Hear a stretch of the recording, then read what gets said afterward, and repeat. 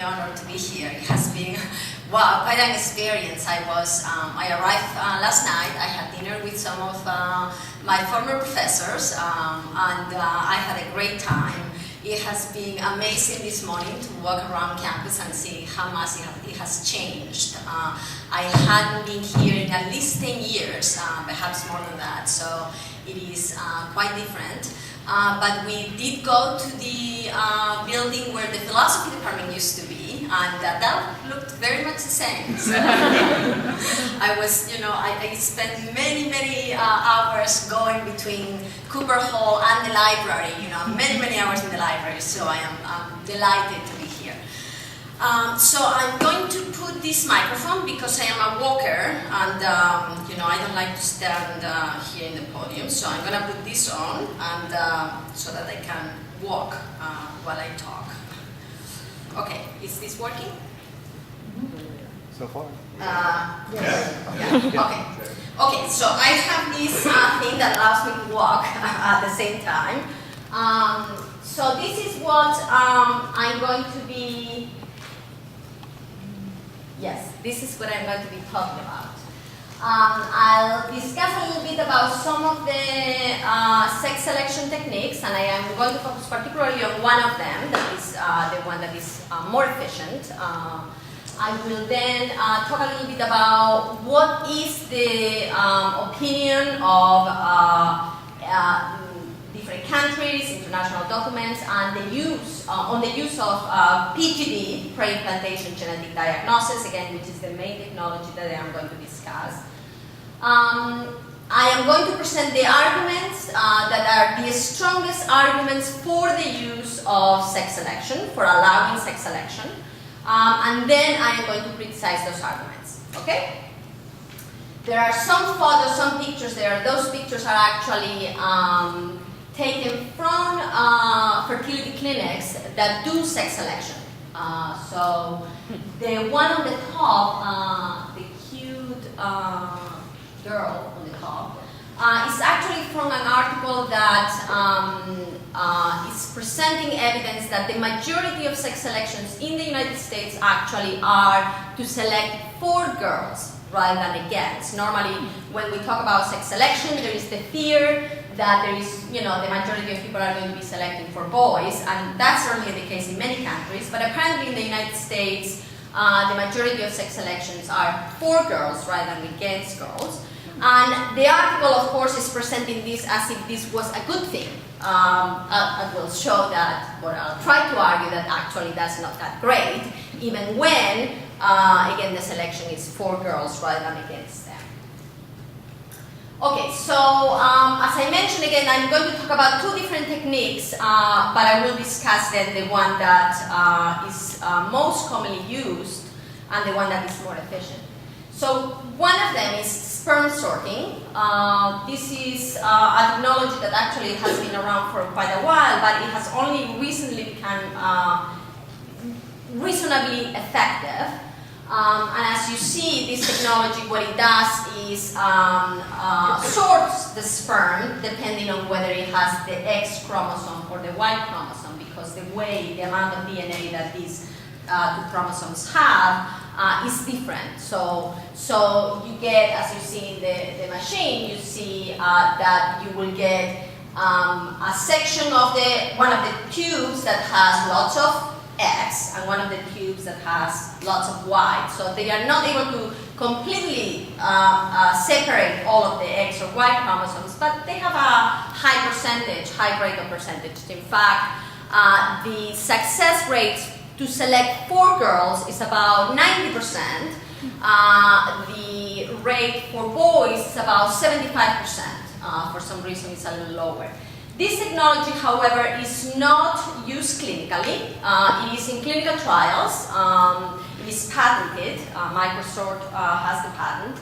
And right now there are a couple of clinical trials that are going on, though they are not accepting people anymore. They have waiting lists. And in both cases, one of the trials were only people who had some genetic disease were accepted. In the other case, people who had either boys or girls, and they wanted a child of the other sex. So what is called family balancing. Those people were the ones who were accepted. So again, as I mentioned, this is still in clinical trials and it's not clinically used. This one, however, has been used for over 10 years now, over 15 years, PGD, pre-implantation genetic diagnosis. The main reason to use this technology is actually to select against embryos that might have genetic diseases. It is also because of chromosomal abnormalities is also used. So that was the original reason for PGD. But in checking the embryo, which is what this technology does, after using in vitro fertilization. So this technology cannot be done by itself. It's done in conjunction with in vitro fertilization. So you get the eggs and the sperm, the fertilization of the egg, and then once you get an embryo, normally in the stage of the 6-8 cells stage, you biopsy 1 or 2 cells of the embryo, which is what's happening there, and then you can evaluate the genetic content of the cells. So as I was mentioning, the main reason, the original reason for this technology was to use it as a way to select against particular kinds of embryos that might have certain kinds of diseases, and so that parents didn't want to transmit those diseases to their offspring. But in checking the genetic content, one can also see whether there is an XX or an XY. And so one of the consequences of this technology was that we can now determine the sex of the embryo by means of this technology. This technology is very efficient. And though it is not used by a very high percentage of the population, for a variety of reasons, again, one of them because you have to use IVF with it, and that's very expensive and relatively risky. But the question is whether this might be used more and more often because of the possibilities that this technology allows us. So, of course, we have been using sex selection before we had these technologies. Presumably sex selection had been used for as long as humans have been around. And the means before we had these technologies, the means of sex selection were either abortion or infanticide. So these technologies obviously are less problematic than either of those two technologies. And that is one of the reasons why they might be used more commonly. Certainly that would be the case, that would be even more the case for sperm sorting, even that the sperm sorting doesn't require the killing or the destruction of embryos. So for anybody who has a problem with that, obviously sperm sorting would be the way to go. As I was mentioning again, there are a variety of positions on the use of PGD for sex selection, and this is from the United States. There are no regulations, federal regulations in the United States against the use of PGD for sex selection. And no state actually has regulations against this technology either. So clinics are allowed to determine what they want to do. We will see that the main reproduction association actually does suggest that this technology not be used for sex selection, but it's only guidance, and so different clinics actually can choose to use sex selection.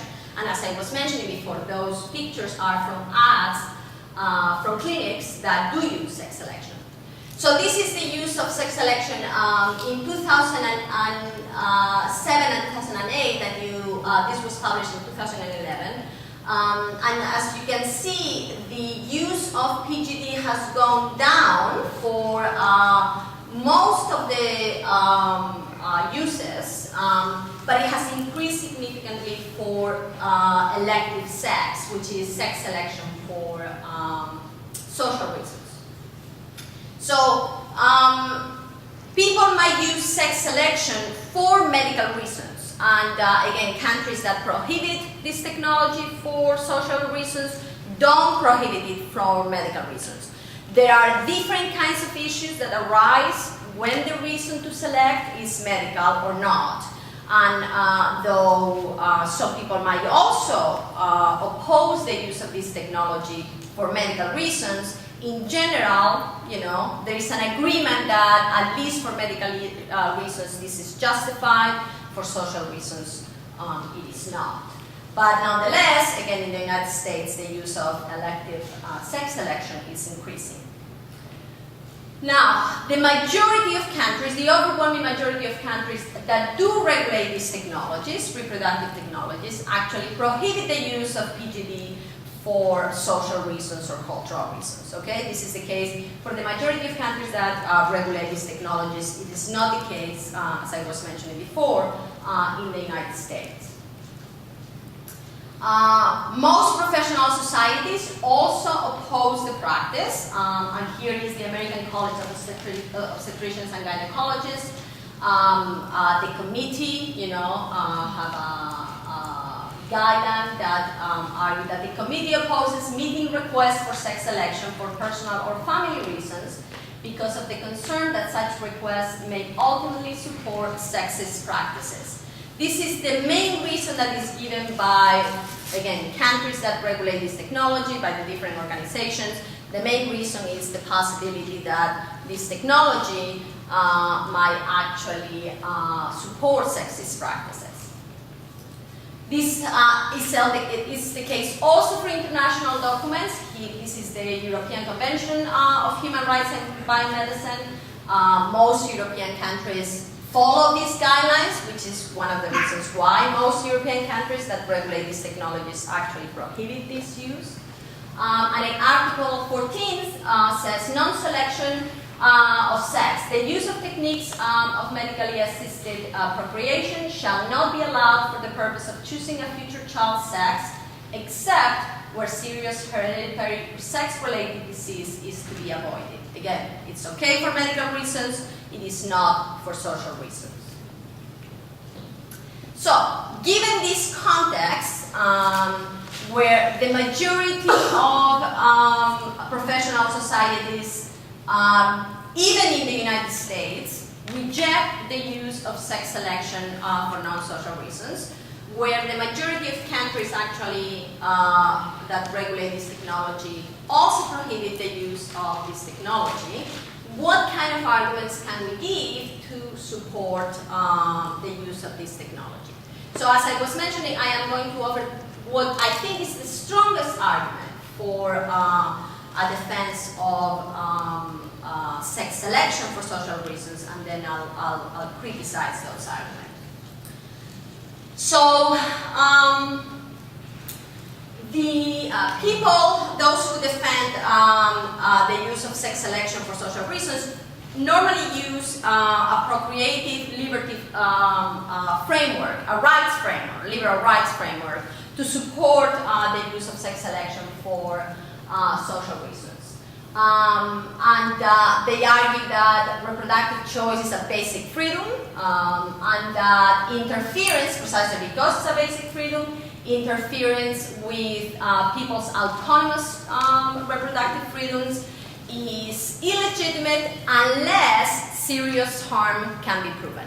So it is not that they believe that the right to reproduce is absolute, it is not, but that because of its status as a right, in order to interfere with that right, one has to show serious harm to others. Okay, so this is the general framework that is used to defend these technologies. Now, this framework is actually very appealing for at least two reasons. One is because it is consistent, the ideas about reproductions are consistent with most people's beliefs about the importance of reproduction. So for most human beings, reproductive choice is essential to one's life plans, to the meaning of their lives. So because of that, we think that if we are going to interfere with people's reproductive choices, we have to have very good reasons to do so. Okay? So again, compelling argument. We do think that reproductive choices are very important to our well-being. The other reason why this framework is appealing is because it is presumably a value-neutral framework. So it's value-neutral in the sense that the arguments that are presented are supposed to allow for any conception of the good to be supported by the framework. So again, this is also very appealing in democratic, pluralistic societies where people might have very different understanding of what it means to have a good life. Okay? So two very good reasons to use this framework to defend sex selection for social reasons. So, in spite of the fact that I think this framework is very appealing and that there are good reasons to support the use of this framework in many contexts, I'm going to argue that actually in this context, in this particular context, this framework is not very good. I am going to be using John Robertson. He's a lawyer at UT, and he has been defending the use of these technologies actually as a right, as grounded on procreative liberty for many, many years. So many other people do so also, but he has probably the most sophisticated position. So I'm going to use his arguments, and I am going to criticize those arguments because I think they are the strongest, okay? So to the extent that they are the strongest, if those arguments are not compelling, then the others are not going to be compelling either, okay? Okay, so, so the first part of the argument, remember, was the idea that reproduction is a right, and that only when serious harm to others can be shown can we interfere with the right to reproduce. Now, the problem is that there are actually serious disagreements about whether in fact there is a right to reproduce. Okay, so the first claim that there is a right to reproduce is actually questioned by many people. Okay? Now, even if we do assume that there is such a thing as a right to reproduce, it is not clear what that right entails. So, again, there is serious disagreement about whether the right to reproduce includes simply a right not to procreate, not to have children, and in that case, you know, contraception and abortion would be obviously included in this right to reproduce, okay? So again, for many people, the only thing that is supported by a right to reproduce is the right not to procreate, okay? Some people have argued, among them Robertson, that actually the right to reproduce includes also a right to procreate, okay? That means a right to have children. This right can be understood in two different ways. Either a negative, as a negative right or as a positive right. As a negative right is the state cannot interfere with my right to have children. So, you know, laws against forced sterilization, for example, were infringing on the right to reproduce understood in this way. But it can also be understood as a positive right. That means as a right of people to access whatever means are available to have children. Given that reproductive technologies are technologies that allow people to have children, people who might not be able to do so otherwise, some people argue that actually reproductive technologies should be available to those people. Robertson actually doesn't argue that the technologies ought to be accessible in the sense that they ought to be free to people, but he argues that the state cannot interfere with people's choices to use those technologies. So to the extent that these technologies are available and that people have the money to use these technologies, then the state has no right to interfere with those choices. Okay? So again, as I was mentioning, there is not agreement about whether actually there is a right to have children.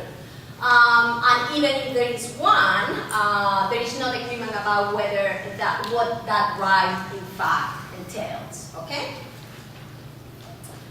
So, what is the argument that Robertson has given to argue that sex selection is actually constitutive of reproductive liberty? So, this is his argument. Embryo selection, in particular sex selection, falls under the right of procreative liberty if the trait selected, in this case sex, is central or material to a reproductive decision. That means, if having a child of a particular sex is essential to someone's reproductive decision, then the trait in question falls under reproductive liberty. And if it does, then interference with that, I see that you're not persuaded. Yeah. If it does, again, the interference with this opportunity is only legitimate if serious harms are caused. Okay. Now, for those of you who are not persuaded by this argument, well, I'm with you on that. For those of you who might be persuaded, again, I'm going to give some reasons for why this argument is not compelling. But again, I want you to have the argument clear. Again, the reason is, if I am told you cannot sex select your child, and that makes me decide not to have children, then that trait, sex, is actually thought by Robertson and others as a trait that actually falls under, or the selection of the trait that falls under procreative liberty, and people are not to interfere with that right. Now, one of the many problems with that argument, I'm going to just mention one, again there are many, is that actually Robertson and others actually agree that not all reproductive decisions that might be tied to reproduction are actually choices that fall under procreative liberty. Okay? And he, for example, excludes adoption, home birthing, and reproductive cloning by people who are sexually fertile as choices that are tied to reproduction, but that actually do not fall under reproductive freedom. Now, he doesn't give any reasons whatsoever for why sex selection, which is also tied to reproduction, would fall under reproductive freedom, other than the fact that it's very important to many people. But it is the case that adoption, home birthing, and reproductive cloning, if we were able to do it, might also be very important to many people. And it's not clear why, if someone says, I want to reproduce by cloning, and I won't do that, and I won't reproduce unless I am allowed to do that, it's not clear why that argument would not be as compelling as the one for sex selection. Or the same with home birthing.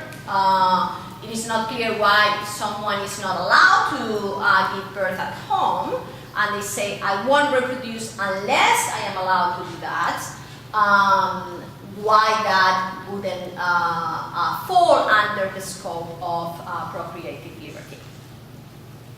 So, there are no good reasons that have been offered actually to believe that procreative liberty involves a right to have a particular kind of child, which is what sex selection actually does. So again, even if we agree that there is a right to reproduce, and that right to reproduce entails the right to have a child, no argument being given to say that we have a right to have a particular kind of child, which is a child of a particular sex. Okay, so now to the second part of the argument. Remember, one of the reasons the argument was appealing is because of the importance of reproduction. The other is because of the value neutrality, the presumed value neutrality of this framework.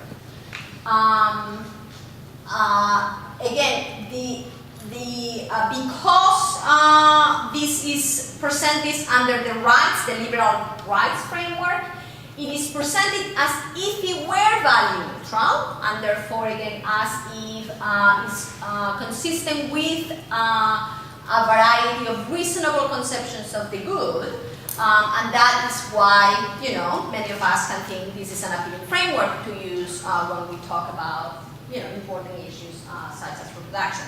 I am going to show actually that the framework is not value neutral, that it presupposes several normative assumptions about a variety of things, and that therefore, whether I am not going to criticize the assumptions, though I disagree with the assumptions, but I am just going to show that I actually know that the framework is not value neutral, okay? If during the discussion you want to talk about the particular assumptions, I'll be happy to discuss those.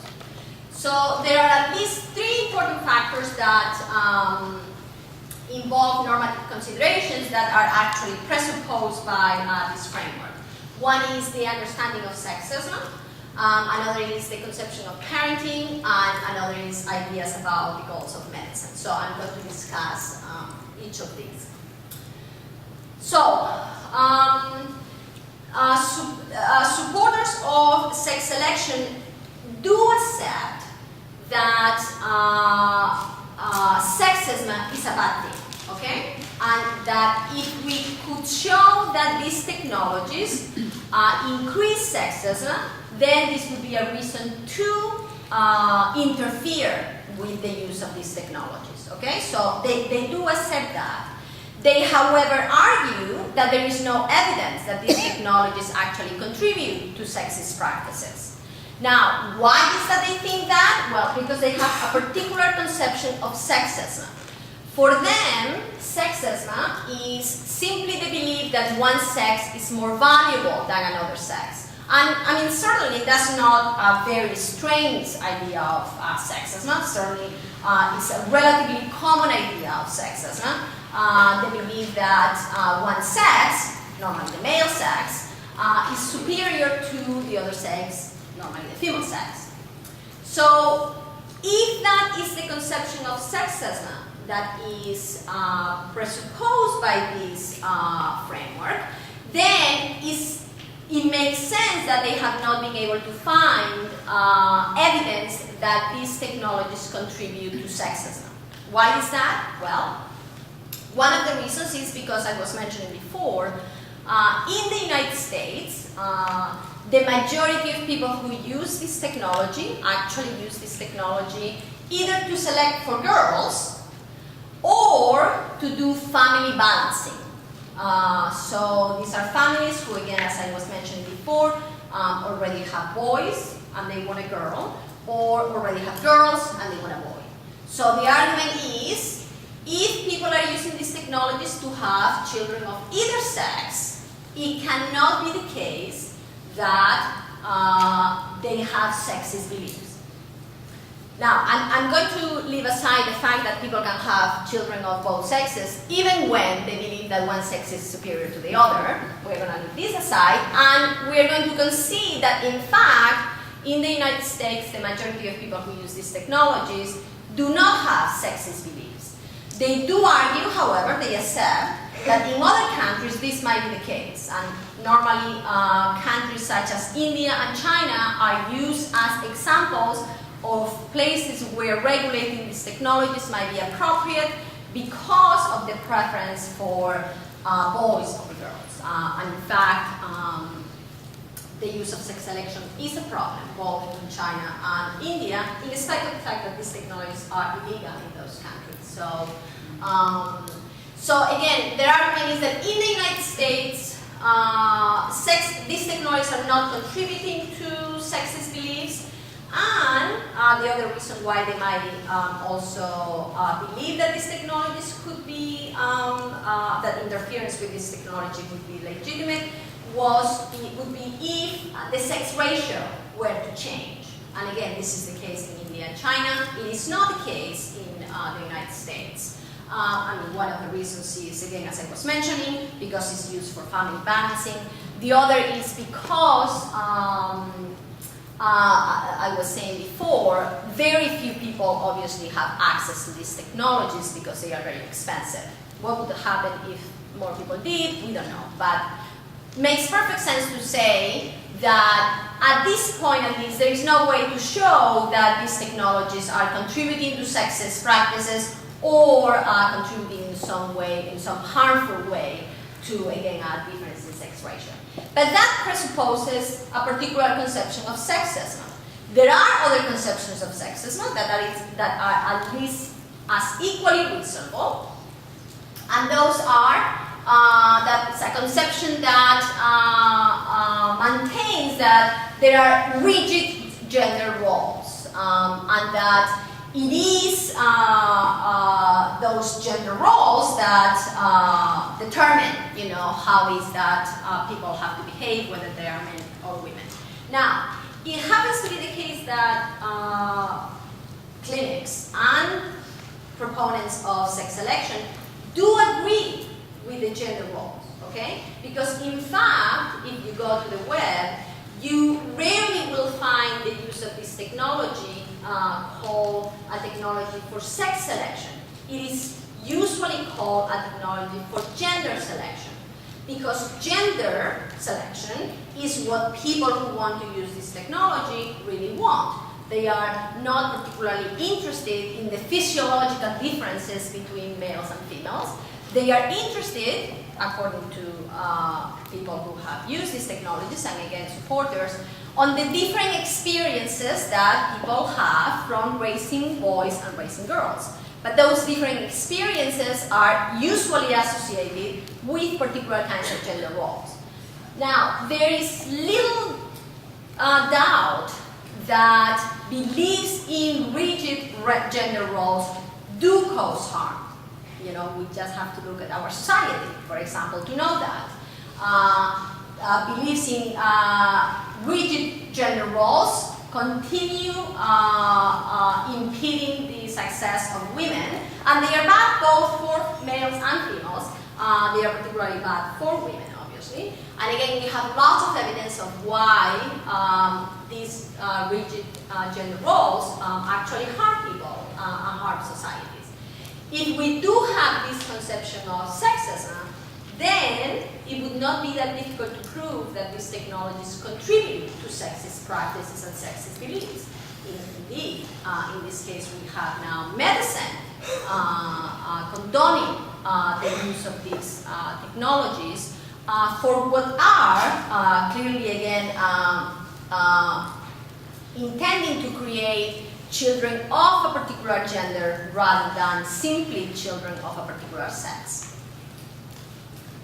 Okay, the other conception, the other assumption that I want to discuss is conceptions about parenting. Now, these technologies are intended to create children, and when we create children, we create parents, okay? The conception of parenting that underlies the defense of sex selection is not neutral. Again, whether we agree or not with it, it is certainly not neutral. I was mentioning before, supporters of sex selection do not think that sex is a characteristic that, do think that it's a neutral characteristic, neither good nor bad, okay? They simply believe that some people prefer raising boys and some people prefer raising girls, but there is nothing good or bad about being a female or being a male, okay? So neutral characteristic is simply a question of preference. But if that is the case, then it follows that they think that it is consistent with good parenting to make decisions that are merely expression of preference, okay, of mere preference. Again, whether we agree or not with it, certainly it is not a neutral conception of the good. They also seem to believe that control over, exercising control over what are arguably trivial characteristics, as they recognize that sex is also consistent with good parenting. There are, however, other conceptions of good parenting that are at odds with that one. And one of those conceptions is actually a very common conception. There has been a few studies done on what people think about the use of these technologies and how they see that with the duties that parents have. And the majority of people think that people shouldn't be using these technologies for social reasons. And the main reason they give is because it is inconsistent with being a good parent. There is a study actually that was done very recently, last year, of people who were using actually sex selection in Texas. The people were interviewed, and so these were people who were using the technology, and they were using it in the majority of cases for family balancing. And so they were interviewed, and even people who were using this technology felt uneasy about the use of these technologies. And the reason they gave was because of the idea that parents shouldn't have this control over, characteristics that are thought not related to the well-being of the child. So again, which of these conceptions of parenting one agrees with is not relevant at this point. It is simply the case that the conception that they have is not neutral, and that in presenting the framework as a neutral framework, it prevents us from actually evaluating those assumptions. The last assumption that I am going to discuss is the one about medicine. So these technologies are obviously done under the umbrella of medical care. Medicine is certainly not a neutral enterprise.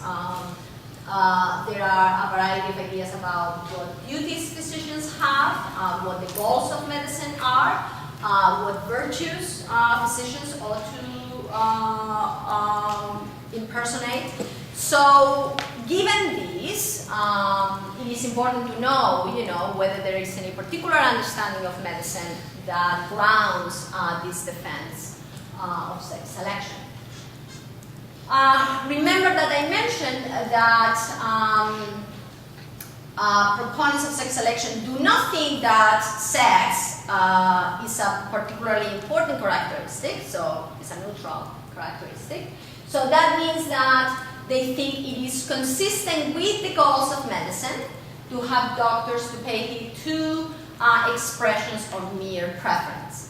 Now, I'm sure that you are thinking that we already do that, and that's true. Again, I am not criticizing their conception, though you have to do that.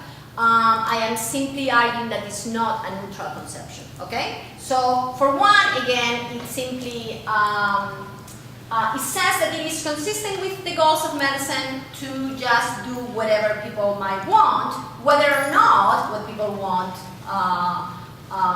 is reasonable. It's also, and this is more serious, seems to believe that it is appropriate for doctors to actually sanction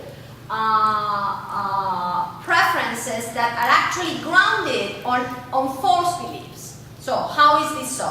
Well, as I was mentioning, what this technology does is select chromosomal sex. That's all it does, okay? It tells us whether the embryo is an XX or an XY.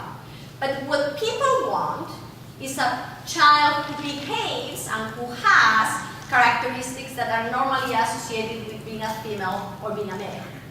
That cannot be guaranteed by chromosomal sex. In fact, even biological sex cannot be guaranteed by chromosomal sex. Okay, many other things play a role in what sex, biological sex, one turns out to be, and chromosomes is just one of those things. But certainly, whatever our biological sex is, does not determine our gender, okay? The ways that we are going to turn out, the ways that we are going to behave, whether we are going to assimilate the particular norms that our society has for females and males.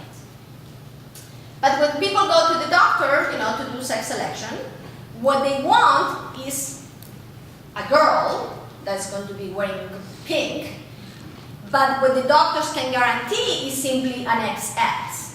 So it seems that it is consistent with medicine to allow doctors to actually contribute to false beliefs about sex and gender.